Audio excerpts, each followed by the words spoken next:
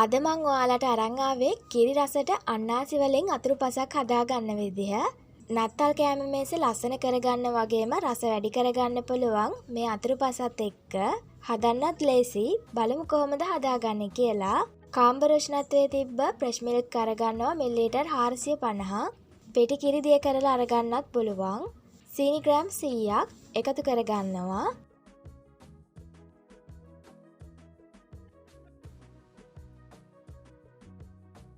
සීනි ටික හොඳට දිය කරගත්තට පස්සේ ලිප ඔන් කරගන්න. දැන් ජෙලටින් තේ හැඳි දෙකක් එකතු කරගන්නවා. ජෙලටින් ටික එකතු කරගත්තට පස්සේ එහාට මෙහාට හැඳි ගන්න. එතකොට ඉක්මනටම දිය කරගන්න පුළුවන්.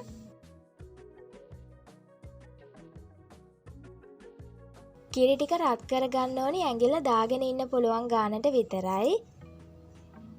ගින්දර ගොඩක්ම වැඩි කරගන්නත් එපා. මේ විදිහට ඇඟිල්ල දාගෙන ඉන්න පුළුවන් ගාන ආපුවාම ලිප ඕෆ් කරගන්න.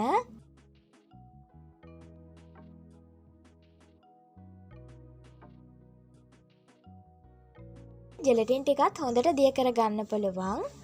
ඊට පස්සේ ලිපෙන් අයින් කරන්න. දැන් මං තරමක අන්නාසි ගෙඩියක් අරගෙන කොටු කපාගෙන එකතු කරගන්නවා භාජනයකට. මැද නාරටිය අයින් කරලා කොටු කපා ගන්න ඕනේ. සීනි මේස හැඳි දෙකකුත් එකතු කරගන්නවා. ලුණු චුට්ටකුත් එකතු කරගන්න. දැන් ලිප ඔන් කරලා හැන්දෙන් එහාට මෙහාට කරන්න. අන්නාසි වල තියෙනවා පොඩ්ඩක් වගේ ඇඹුල් රසක්. ඒක නැති කරගන්නයි සීනි ටික හොඳට කාවදින්නයි මේ විදිහට කරගන්නේ.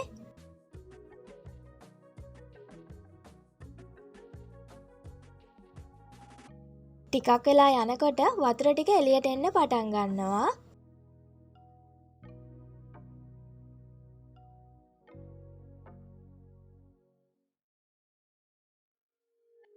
එතකොට ලිපෙන් අයින් කරලා සෙට් කරගන්න භාජනයට දාගන්න.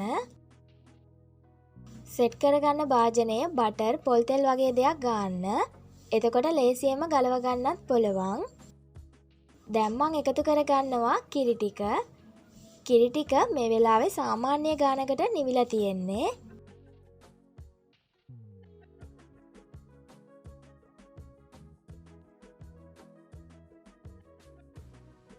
අතුරුපසේ පෙනුමක් අරගන්න පුළුවන් ටුටි ෆෘට් එකතු කරගත්තම රතු පාටයි කොළ පාටයි ටුටි ෆෘට් කෑලි ටිකකුත් එකතු කරගෙන සෙට් වෙන්න තියන්න. ශීතකරණයේ සාමාන්‍ය කොටසට දාන්න ඕනේ. පැය 6ක් 7ක්වත් හොඳට සෙට් වෙන්න තියන්න. එතකොට පැයකට ආසන්නයෙන් එළියේ තියාගන්න පුළුවන් දිය වෙන්නේ නැතුව. පැය 2-3කින් සෙට් කරලා එළියට අරගත්තම ඉක්මනට දිය වෙන්න පටන් ගන්නවා.